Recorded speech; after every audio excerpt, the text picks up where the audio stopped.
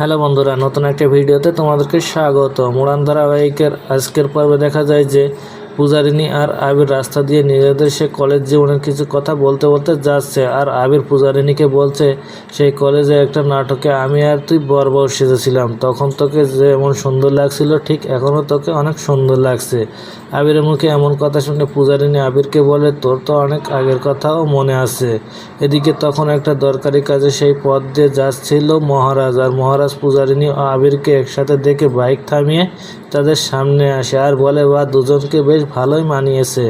মহারাজের মুখে এমন কথা শুনে পূজারিনী মহারাজকে কি বলতে চাইছে মহারাজের মুখে এমন কথা শুনে পূজারিনী মহারাজকে বলে, কি বলতে চাইছেন আপনি? জবাবে মহারাজ বলে, এই জন্য তুমি ওই বাড়ি থেকে চলে এসেছো যাতে নিজের আগের বন্ধু বয়ফ্রেন্ডের সাথে সময় কাটাতে পারো।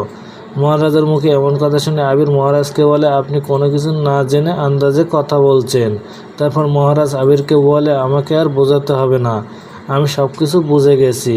তারপর এক পর্যায়ে মহারাজ ও আবিরের মধ্যে কথা কাটাকাটি হয় আর পূজারিনী মহারাজ ও আবিরকে থামিয়ে দেয়।